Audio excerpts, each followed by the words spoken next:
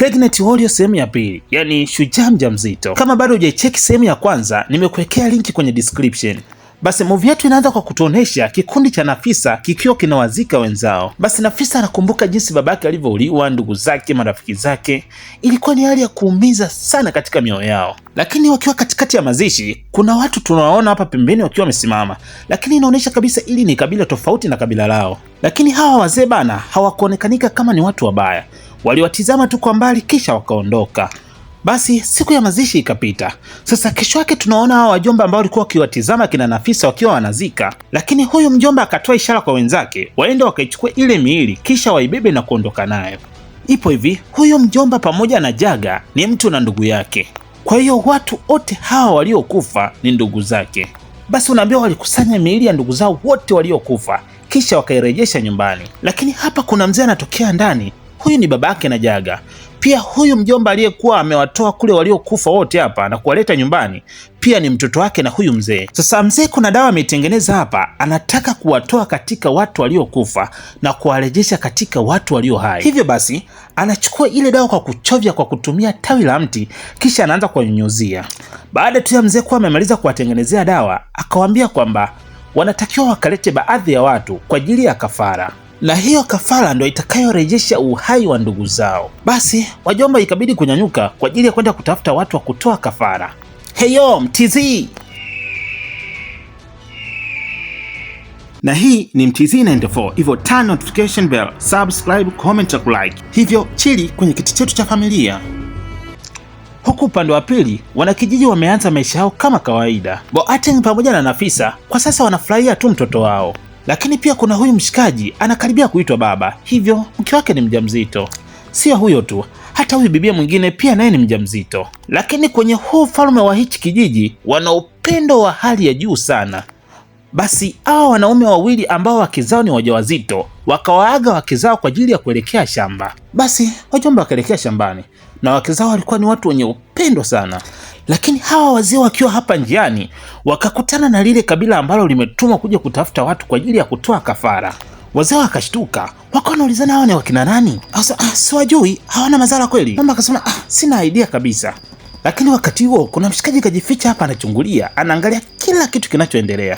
Kwa hiyo tunapaswa kufanya nini? Turudi nyumbani? Wajomba wakaona isiwe tabu, ikabidi wakimbia, afu wazee wakaungana nao nyuma. Lakini yule mjomba ambaye alikuwa amejificha akishuhudia tukio zima amekuja speed meter huku ana hema kinyama. Bacha akamwambia tulia kwanza, ikabidi ampe Nafisa mtoto. Akasema nimewaona wanaume wawili wakiwakimbiza Santuhaiza pamoja na husband. Hey, hawa wanawake wawili wakashtuka kwa sababu wanajua kabisa hawa wanaozungumziwa hapa ni wanaume zao. Bache ikabidi kuelekea eneo la tukio. Mjomba ikabidi kuwatuliza kina mama Kija, mambo yasije kuharibika. Sasa huku wazee wa kazi wameshamaliza kukabidhisha zile kafara walizozipata, mzee akaita azari kwa ajili ya kurejesha uhai kwa vijana wake waliokufa. Mara kitu kama moto kikao kimemvaa kwenye mwili wake. Hizi ni nguvu ambazo alizonazo huyu mzee. Mzee akawatupia nguvu fulani hivi kisha akaondoka, kumaanisha kwamba kazi yake imeisha. Pale pale vijana wake wawili waliokufa wakaanza kurejea katika ulimwengu wa watu walio hai. Kumbuka ni kafara za watu wawili tu ambazo zimetolewa hapa, kwa hivyo hawawezi kunyanyuka watu wote. Baada ya masaa machache kupita, tunamwona Jaga akiwa amerudi katika uhai wake. Amerudi kuishi katika ulimwengu kwa mara ya pili. Lakini pale pale babake na Jaga akawa amefika, kamkuta kijana wake akiwa kwenye mawazo. Jaga alivyomwona babake akashtuka. Aliita baba. Kisha kuna kumbukumbu tunaoneshwa. Alimwambia babake kwamba baba, huu ni wakati wangu wa kuondoka, wa kwenda kutengeneza ufalme wangu mwenyewe. Mzee akasema hapana, huu sio wakati sahihi. Isitoshe Jaga kuna mikoba alikuwa anataka kurithi kutoka kwa babake, yaani nguvu fulani hivi za giza alizonazo mshua. Mzee akasema wakati tu ukifika nitakupatia urithi. Mjomba akasema baba, sihitaji kuendelea kuwa chini yako, nahitaji kuondoka. Jaga, waangalie tu ndugu zako, nitakupa mali yako kwa wakati unaofaa ipasavyo. Baba, kama ndugu zangu hawapo tayari kuwa sehemu yao ya mali wenyewe, basi mimi ninahitaji. Hey, mwamba kaliingilia kati. Alikuwa ni ndugu yake. Acha kuongea na baba kama hivyo. Akamwambia unasubutu vipi kuzungumza na mimi kama hivyo? Hauwezi kuongea naye kama hivyo. Unaambiwa walirushiana maneno mpaka wakataka kupigana. Ina maana nyinyi wawili mnataka kunipeleka kwa babangu wa milele? Jaga ikabidi kuchukua maamuzi ya kusema kwamba anaondoka yeye pamoja na familia yake na asimwambie chochote tena. Akawaambia familia yake waondoke, yani yeye pamoja na mke wake pamoja na mtoto wake. Lakini ndugu yake mmoja akaita brother, hawezi ukaniacha kama hivyo, ninataka kujiunga katika ufalme wako. Mzee, utanisamehe. Mjomba akamwaga baba yake kwa kumwambia tu kwamba amsamehe kwa hilo. Baada ya hapo akaungana na Jaga, na kuna washikaji wengine wawili pia wakaungana na Jaga, na hivyo ndivyo ilivyokuwa mpaka washikaji wakaenda kufa. Mjomba akadondoka goti chini kwa ajili ya kumwomba msamaha baba yake, na siku zote mtoto anapounyea mkono basi huwezi ukaukata. Baba alimnyanyua mtoto wake kumaanisha kuwa amemsamehe. Yaani katika kosa lilolifanya huyu mzee ni swala la kumrudishia uhai huyu mjomba. Huku upande wa pili tunamwona Nafisa pamoja na Bache. Nafisa akamkabidhi mtoto Bache, lakini punde kuna huyu mshikaji anatokea tena hapa. Mjomba akasema kuna habari nzuri amewaletea. Nafisa akauliza habari nzuri ni ipi? Akasema kama nilivyoahidi tu kwenda kumtafuta Asantua pamoja na husband. Akasema kuwa amewapata. Nafisa akauliza ni wapi? Sijui kama watakuwa ni wazima ama vipi, lakini niliwaona wakitolewa kafara. Pia akasema amewaona wale maskari ambao waliwaua na wapo hai, especially ni yule mkuu wao. Nafisa akasema ni kitu ambacho hakiwezekani. Alimuona kiongozi wao akiwa amekufa mbele ya macho yake. Unajua kabisa ninachokisema, siwezi nikadanganya. Nafisa akasema hapana. Mjomba anasisitiza, anasema kwamba aliwaona mpaka pale wanapowachukua wakina Santua. Bache ikabidi kwanza amrudishe mtoto kwa Nafisa. Akasema tuliwaua kila mmoja na nilimchoma huyo kiongozi wao mara mbili. Sasa unazungumza kuhusu nini? Bache, sisemi kama nadanganya uliwaua, lakini mimi nasema nilichokiona kwa macho yangu. Bache anachanganyikiwa, hii inawezekanaje? Lakini mjomba anajibu yeye afahamu. Ngoja kwanza, unataka kuniambia kwamba walitoa ndugu zangu kafara ili kusudi warudishe uhai wa... Hapana, hiyo haiwezekani. Lakini mjomba akamwambia kwamba hicho alichokiona ndo hicho alichowaambia, watajua wenyewe cha kufanya. Baada ya hapo akaondoka. Lakini alipoondoka wakasema kwamba hiyo haiwezekani, wala sio ukweli kabisa. Huku napo Jaga amekuja kutizama miili ya familia yake, na katika hii miili kuna mke wake pamoja na watoto wake. Lakini punde baba yake akawa ametokea pale. Jaga ikabidi kumuuliza baba yake kwamba kwa nini familia yake haijaamka mpaka saizi. Mwisho akaita, kijana wangu, mchakato wako wa ufufuo ni wa kiroho sana na ni wa gharama kubwa sana. Hey, ukitaka kurudisha uhai wa mke wako pamoja na watoto wako wote wawili, itakubidi utoe kafara, nafsi ya gharama kubwa. Jaga akasema, baba, niko tayari kufanya chochote kile ili kuiona familia yangu ikiwa hai tena. Kwa hiyo nahitaji kufanya nini? Mshua akasema, ungelazimika kutoa sadaka, yani nafsi yako. Mjomba akachoka, akauliza nafsi yangu? Mzee akasema ndiyo, hiyo ndo njia pekee. Sasa alichokifanya Jaga, akaja kuongea na ndugu zake hapa, akawambia kwamba wale wote waliohusika kuiua familia yake, yani kuanzia mke wake pamoja na watoto wake, ikiwemo mashujaa zake, wanatakiwa kwenda kuwatafuta na kuwaua. Lakini pale pale akatokea ndugu yake, akawa anampinga kwa kitendo ambacho anaenda kukifanya. Jaga akamuuliza, unasubutu vipi? Jaga akasema, mimi ndo mtoto wa kwanza wa kiume kwenye hii familia, nina haki ya kufanya uamuzi wowote. Akasema, nilibaki kama msimamizi pale ulipomwasi baba yako na kuondoka, kwa hiyo hautofanya hivyo bila sisi. Jaga akasema, unasubutu vipi kunikumbusha historia yangu iliyopita?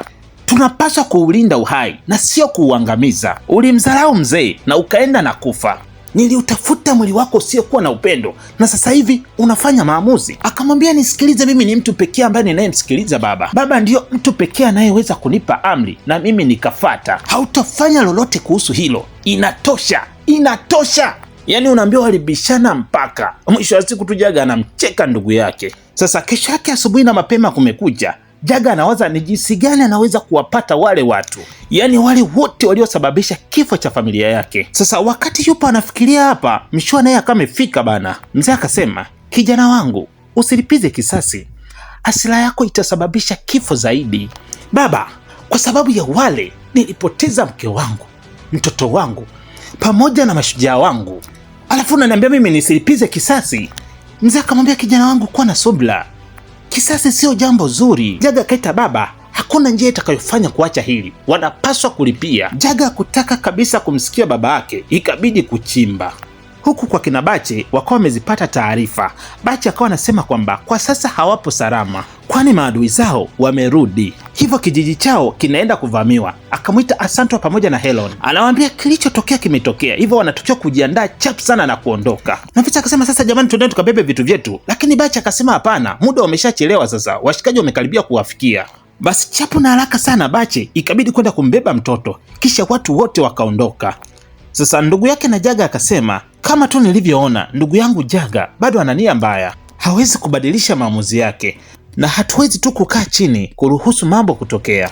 kitu ambacho tunatakiwa kukifanya sasa hivi ni kwenda kumstopisha. Lakini huyu mjomba akasema kwamba tunapaswa kumjulisha mzee kabla hatujachukua hatua yoyote. Hatukulelewa hivi, tulilelewa ili kulinda uhai. Lakini huku upande wa pili Jaga kuna kitu anataka kukifanya. Akacheki soo huku na kule, kisha akazama ndani. Jaga alivyoingia ndani hakuchukua muda mrefu. Baada ya hapo akawa ametoka nje. Alipotoka nje kuna kitu akawa ametoka nacho. Hii kitu inavaliwa shingoni, na hichi kitu ndicho alichokuwa kikivaa baba yake, na ndio kilichokuwa kinampa uwezo na nguvu za ajabu, na mjomba alikitamani sana siku nyingi, na sasa amekipata. Sasa kesho yake asubuhi sana, mzee akawa ameita baadhi ya watoto wake. Watoto wangu, sijui maisha yana nini, lakini ninaweza kufa wakati wowote. Huyu mjomba akasema, hapana baba, kifo ni kitu ambacho kisichoepukika, lakini hautokufa hivi karibuni. Sikiliza kijana wangu, nitakapokuwa sipo tena, kaka yako mkubwa atachukua nafasi yangu, na nini nyote lazima mtii na kumsikiliza, na msikilize uamuzi wowote atakaochukua. Hey, kwa nini mzee anazungumza maneno kama haya? Kuna kitu hakipo sawa hapa. Baada tu ya siku moja kupita, mzee akawa amefariki na watoto wake wakamtoa ndani ya nyumba yake, kisha wakamleta hapa nje. Lakini baadaye Jaga anafika nyumbani, anashangaa kukuta hali mbona kama sio yenyewe. Anamkuta ndugu yake analia kinyama kwa machungu ya kumpoteza baba yao. Akauliza nini kimetokea kwa baba. Mjomba akanyanyuka akamcheki, kisha akasema, mzee hatupo naye tena, ninaamini babu yetu alimwita apumzike naye kwa amani. Ni kitu gani kilichosababisha kifo hichi? Akasema baba amefariki kwa amani, amekuwa akisema hivi karibuni kuwa ataondoka, na aliniambia kwamba utachukua nafasi yake baada ya yeye kuondoka. Naamini alijua kuwa hii siku itafika, na ndio maana aliamua kuchukua maamuzi hayo. Jaga alilia sana kwa uchungu, lakini kuna walakini hapa. Basi mpaka sasa hivi Jaga ndo ameshakuwa ni kiongozi na hakuna wa kulipinga hilo. Sasa wenzake wote walipomwona Jaga ikabidi kumpatia heshima yake, lakini mjomba hapa yeye akawa amejisahau, lakini kucheki hivi ikabidi ampatie heshima yake. Jaga akasema kesho asubuhi wana mpango, na dhamira yenyewe iko wazi kabisa, wanaenda kuwaua wale washikaji, yani kundi la kina Bache na Nafisa. Mjomba akasema lakini hicho sicho ndicho baba alichokuwa nataka tufanye. Baba alisemaje kabla hajafa? Jaga akasema kutoheshimu maagizo yangu ni kutoheshimu maagizo ya mzee. Akasema nisikilizeni, mnisikilize kwa makini. Ikiwa yoyote hatofuata maagizo yangu kwenye nyumba hii, basi hatonipenda. Baada ya hapo Jaga akawaambia wajiandae, kisha akaondoka. Sasa kesho yake mapema sana watu wakaingia mtaani kwa ajili ya kwenda kuwatafuta kina Nafisa. Walikagua huku na kule ndani, lakini hawakuambulia chochote. Washikaji kitambo sana wameshatembea. Lakini hapa kuna huyo mshikaji amejificha juu ya mti, anaona tukio zima, na huyo mshikaji anaitwa Palando. Unaambia washikaji walitafuta kila kona, walisachi kila pande, lakini wapi, hawakuambulia chochote. Baada tu ya kuwa wamewatafuta na kuwakosa, Jaga akawaamrisha wapite hii njia, kisha waelekea kwenda kuwatafuta huko polini. Huku kundi la kina Bache wametembea mpaka wamechoka, ikabidi waje kupumzika hapa. Sasa wakiwa wamekaa hapa, Palando naye anapita mitaa hii. Bache akawa amemwona Palando, ikabidi amuite. Sasa Palando akawa anashangaa, akawauliza bado tumpo hapa? Palando akasema hii sehemu sidhani kama ni salama tena kwa upande wenu, mnatakiwa kutoka mahali hapa haraka iwezekanavyo. Yani hapa tunapozungumza maadui zetu wapo kijijini wakiwatafuta nyie, wanavamia kila nyumba wakiwatafuta nyinyi watu. Bache akamshukuru sana Palando na akamwambia kwamba ana appreciate sana hicho kitu, kisha akamwomba aweze kubaki na mtoto wake kwa sababu huko wanapokwenda hata hawapajua naelekea ni wapi. Lakini kwa upande wa Nafisa anagoma kumwacha mtoto wake na kumwachia Palando, akadai kwamba anaomba aondoke naye na atamtunza mwenyewe. Lakini Bache akasema naelewa kabisa unavyojisikia kama mama, ni vigumu kumwacha mtoto na mtu mwingine, lakini sio salama kwetu. Bache ikabidi tukutumia nguvu kwa sababu hakuna jinsi wala namna yoyote. Akamchukua mtoto kisha akampatia Palando na akamwomba sana Palando aweze kumlinda mtoto wake. Palando akasema nina hapa, nitamlinda mtoto kwa maisha yangu yote. Kisha akawaomba wawe makini sana huko wanapoenda, lakini Nafisa mtoto wake tu ndo anayemfikiria. Bache akamwambia Nafisa kwamba unapaswa kuwa na nguvu, lakini najua ni vigumu sana kama mama, lakini pia ni shujaa, unapaswa kuishi kwa ajili ya mwanao. Basi ikabidi kwanza kumpa kombato kwa ajili ya kumtia moyo. Baada ya hapo akawaambia wanatakiwa kuondoka sasa. Basi wazee wakaondoka kwa ajili ya kwenda kutafuta sehemu salama ya kujificha, lakini ile wameondoka tu, kundi la Jaga na lenyewe lilikuwa limefika mitaa hiyo likiendelea kuwatafuta. Na hata ukiangalia hapa kundi la Jaga na kundi la Bache haliko mbali kabisa, lakini wakati wakiwa hapa njiani Hasanto akawa amechoka kinyama, akabaki nyuma. Na ukumbuke Hasanto yeye ni mjamzito. Bache akawa ameliona hilo, ikabidi amrudie. Akamuuliza, Hasanto, nini tatizo? Hasantu akasema, nimechoka, nahisi maumivu, sidhani kama ninaweza kuendelea. Sikiliza, unaweza kufanya hivyo, sawa? Tusipokuwa waangalifu kwa sababu yako tu, kila mtu ataweza kufa hapa, na unajua hatutaki hilo litokee. Lazima ukusanye ujasiri. Alichokifanya Bache, ikabidi awaite wasichana wawili waweze kuja kumsaidia. Walipofika akawaambia kwamba wanatakiwa kumsaidia mwenzao kutokana na hali yake aliyonayo. Basi baada ya hapo wakaendelea na safari. Sasa Palando akiwa njiani ametoka kukata zake kuni, akakutana na Jaga pamoja na kundi lake. Jaga akamuuliza, wako wapi hawa watu? Akauliza, watu gani? Wako wapi hawa watu? Hujaona watu wote hapa?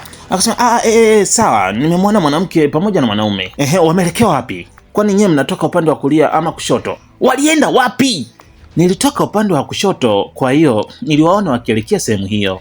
Jaga akaamrisha kikundi chake waondoke fata kuwafuata. Hapa mjomba kawapoteza maboya.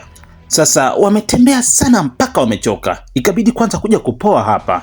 Bache akasema, najua tumetembea sana na tumechoka sana, tunatakiwa kupumzika hapa, na ninajua sote tuna kiu, kwa hivyo nitaenda kuleta maji ya kunywa, na kama watawaona tu maadui wanahakikisha kuwa wanajificha na wasigome. Lakini huyu bibi mmoja kadai kwamba ataenda yeye kufata maji, kwani anapajua kabisa maji yalipo na sio mbali na hapa. Bache akakubali, lakini akamwambia hakikisha tu anabaki kuwa salama. Basi bibi ikabidi kuelekea mtoni kwa ajili ya kuyafuata maji.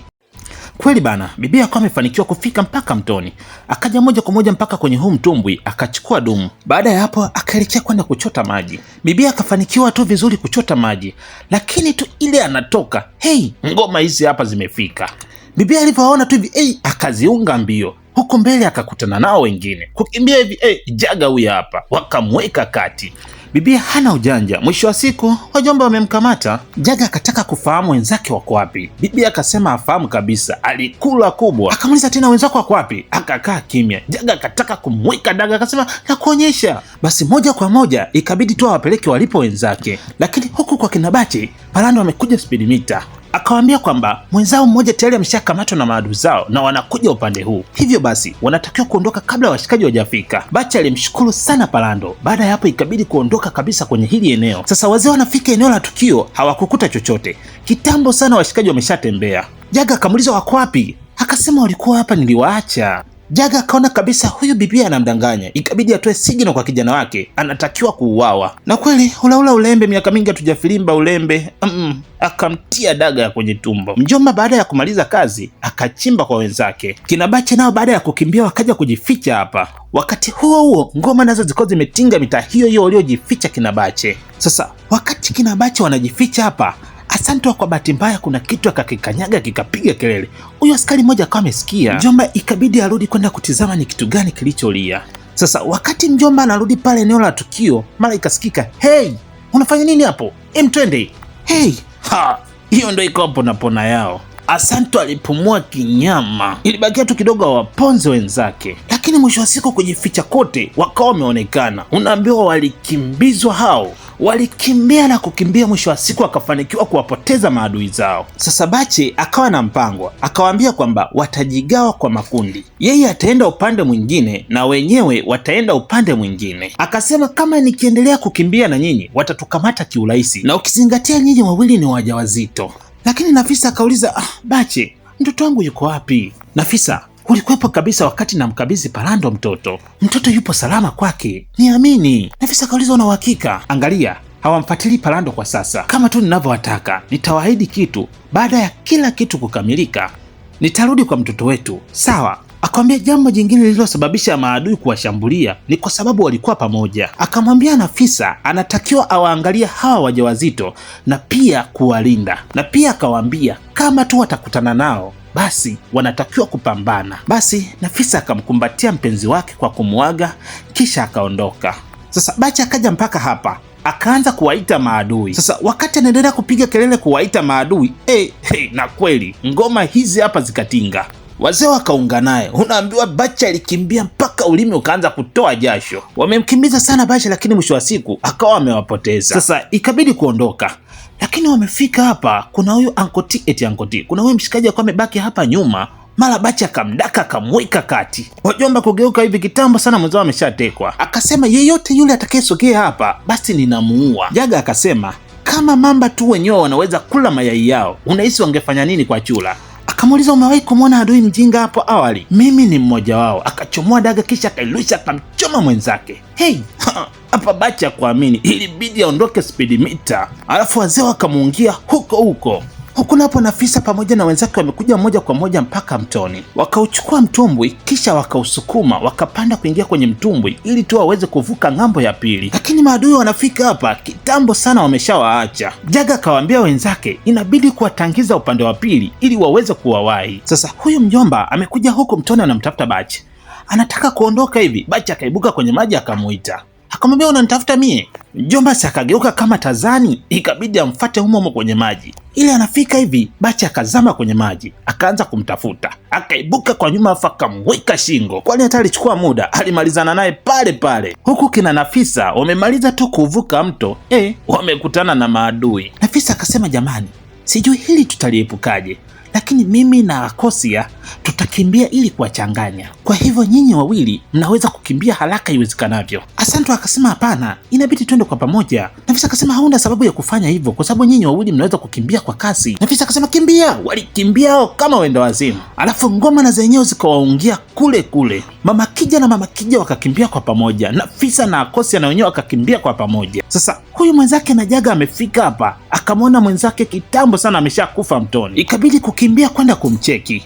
Basi akafika na kumvuta kumtoa kwenye maji, lakini ndio hivyo tena, kitambo sana ameshakufa. Sasa pale pale mmoja akawa amejitokeza akasema, hey, nilimuua mimi, utanifanya nini? Mjomba alinyanyua uso wake kwa hasira, afu Bacha akamwambia njoo, huku anakimbia. Afu ngoma na yeye ikamuungia kule kule. Sasa Nafisa na Akosia wakawa wamekimbilia huku mtoni.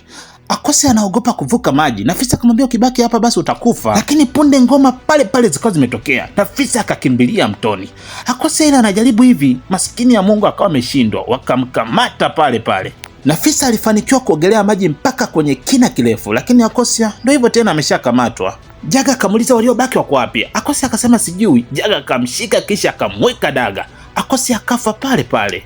Huku napo washikaji wamekimbizana mpaka wakaletana hapa. Mjomba akasema, umeua familia yangu. Lakini Bacha akasema, mimi nilikuwa najaribu kuitetea familia yangu. Kutetea nini? Baba yangu aliniambia nilinde uhai na sio kuharibu. Bacha akasema, na bado ulichukua maisha ya ndugu zangu ili kuweza kurudisha maisha ya ndugu zako. Hivyo ukiniangalia ninaweza kuua mtu yeyote mie? Akasema, unachotaka ni nini haswa? Ulitopeleka utumwani. Pale pale wanaume wakauanza mkono. Mara ikapita panga kwenye ubavu. Hey! Bacha akarusha panga alafu ikapanguliwa akala mtama. Alipokuwa chini akakoswa na panga. Hey! Mjomba akaenda kama tunja, akaluka nayo akampiga kwenye ubavu.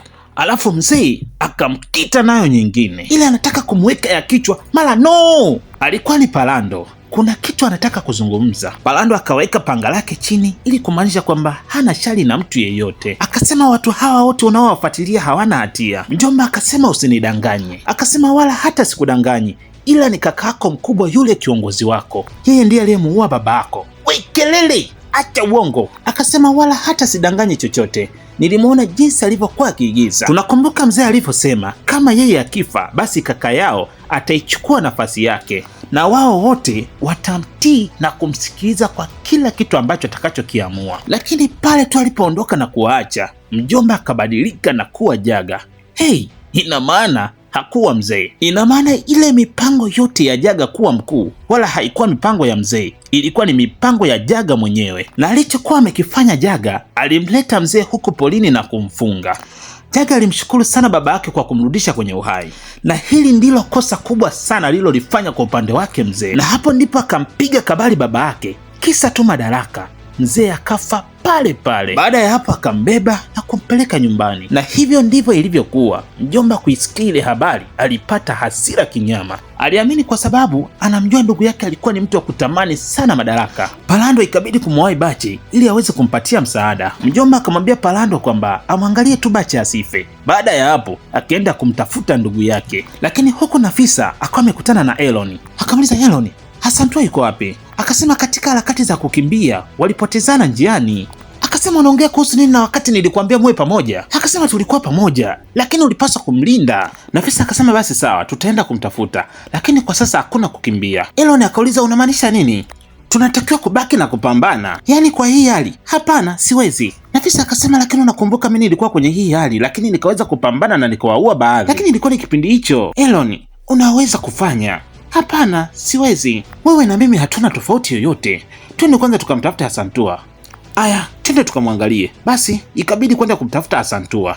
Lakini Asantua tunamwona akiwa amerudi kijijini. Kuna kitu amejia hapa nyumbani. Basi moja kwa moja akaingia mpaka ndani. Sasa Nafisa na Eloni wamefika hapa. Wanashangaa kumuona Asantua jinsi alivyovaa. Amevaa mavazi ya kishujaa na mkononi mwake ameshika mavazi mengine ya kishujaa pamoja na panga. Hapa Nafisa na Eleni wanatizamana. Ikabidi kwanza kumsogelea. Nafisa akaita Asantua, ulikuwa wapi? Tulikuwa nakutafuta wewe. Asantua akasema, samahanini sana ndugu zangu, haitojirudia tena, hatuwezi kukimbia tena, nilienda nyumbani kubadilisha nguo, huu ni muda wa kupambana. Nafisa akasema tutaenda kupambana. Basi Nafisa akayachukua yale mavazi kisha mengine akampatia Eleni. Kwa sasa wapo tayari kwa ajili ya kupambana. Sasa wakiwa hapa njiani wakawa wamemwona adui yao mmoja, ikabidi kujificha. Sasa Nafisa na wenzake kuna mpango wakawa na upanga. Wanachokitaka Eleni aende akamtege mshikaji, yani akamtege kimapenzi, na mshikaji tu akishajaa kwenye laini basi pale pale wanamuua. Basi Eleni ikabidi kujitoa muhanga. Kwanza kabisa akayavaa yale mavazi yake yote ya kishujaa aliyokuwa ameyavaa. Baada tu ya kumaliza kuyavaa yale mavazi ikabidi ajitokeze barabarani. Akamwita mshikaji, hey mjomba. Akageuka. Eleni akauliza, ulikuwa unanitafuta mie? Alichokifanya Eleni akatoa nguo mbele akabakiza nyasa. Hey, wakati huo Nafisa pamoja na Asantua wapo standby. Mjomba alivyoiona tu nyasa ya bibie akakumbuka kipindi kile awamu ya kwanza alivyokufa. Eleni alimtega hivi hivi, mjomba akaingia mkenge akafa. Sasa wakati anakuja mzee mzima hapa, Eleni ikabidi kutoa signal kwa washikaji. Huku mjomba mbwa akashikilia nyama, ikabidi atoe msuli wake. Mjomba si akaja mazima. Awamu hii akaona kabisa hii ni 45, hakuna cha mcheka mtu. Ikabidi amweke daga, kisha akampiga kisi kwenye paji la uso. Akamwambia anamkumbuka vizuri tu kwa lile tukio alilomfanyia. Kwa wakati huu asingeweza kucheka na yeyote, basi akamweka daga nyingine. Eleni akadondoka chini akafa pale pale. Lakini pale pale Nafisa pamoja na Asantua wakamwahi mshikaji, wakamkita na daga kwenye mgongo. Mjomba akageuka akamweka roba Nafisa kwenye shingo, lakini haikufanya kazi. Walifanikiwa kumuua. Ikabidi kuwahi kwenda kumcheki Eloni, lakini Eloni kitambo naye tayari ameshakufa. Unaambiwa walilia kwa uchungu, wamempoteza tayari ndugu yao. Basi hakuna budi tena, ikabidi kuchukua majani na kumfunika ndugu yao. Baada ya hapo ikabidi kuondoka kwa ajili ya kwenda kupambana na wengine. Sasa Nafisa na mwenzake wakiwa wamejificha hapa, tayari wameshamwona adui, lakini huyu mjomba naye anatafuta maadui zake walipo, haoni chochote. Sasa Nafisa alivyoona tu kwamba huyu mshikaji anaondoka, ikabidi kutoa nguo zake kwa ajili ya kumtega mjomba. Nafisa akajitokeza. Wakati wa Asantua ameenda kujificha pembeni. Kwanza kabisa akamwita mshikaji. Baada ya hapo akaanza kutoa nguo moja moja. Mjomba akasema nitakuua. Kilichofuata Nafisa akatoa na nguo ya juu.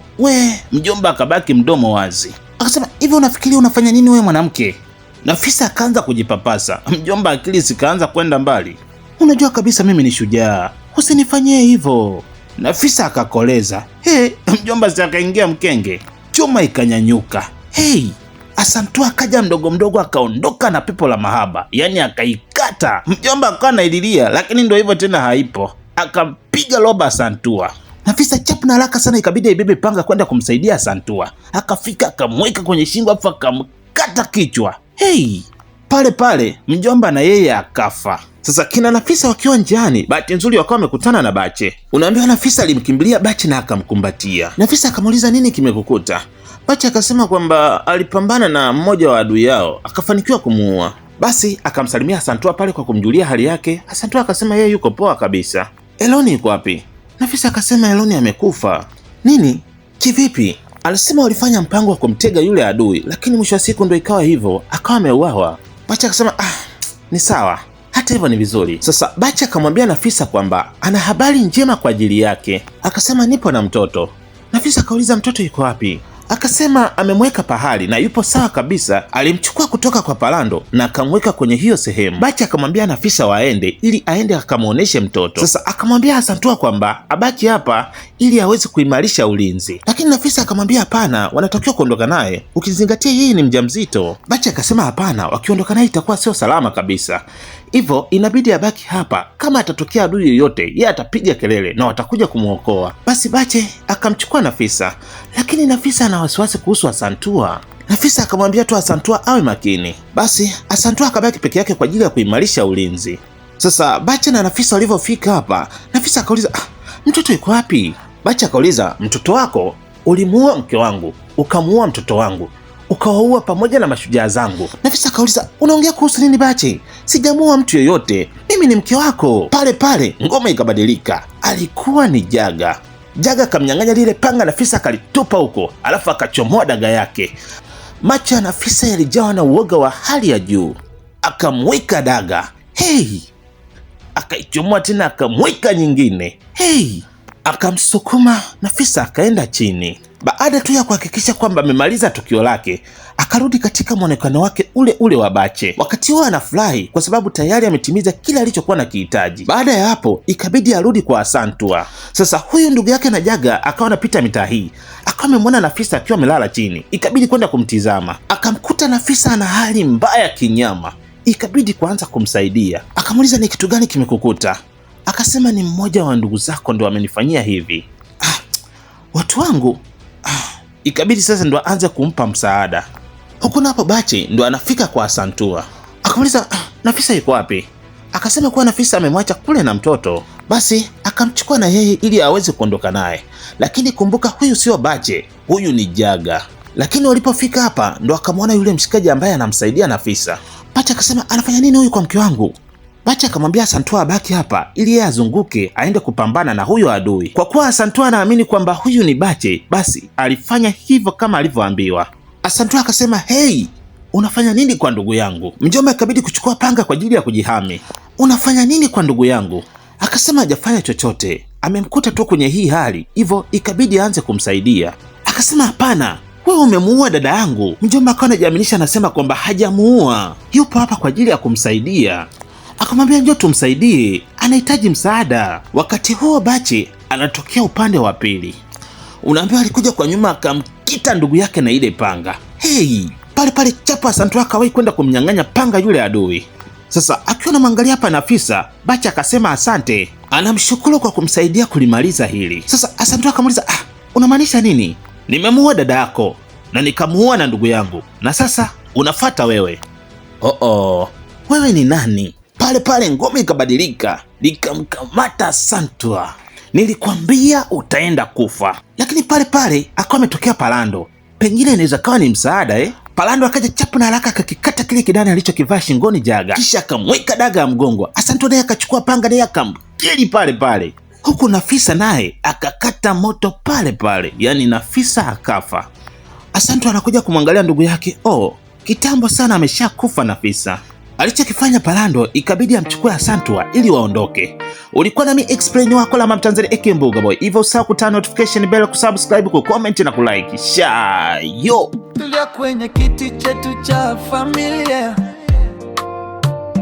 ule wakati wetu wa Mtanzania. Cheki movie safi, bomba na za kuvutia. MTZ 94 channel ya kutulia. MTZ 94, MTZ 94, MTZ 94, MTZ 94, MTZ 94, MTZ 94.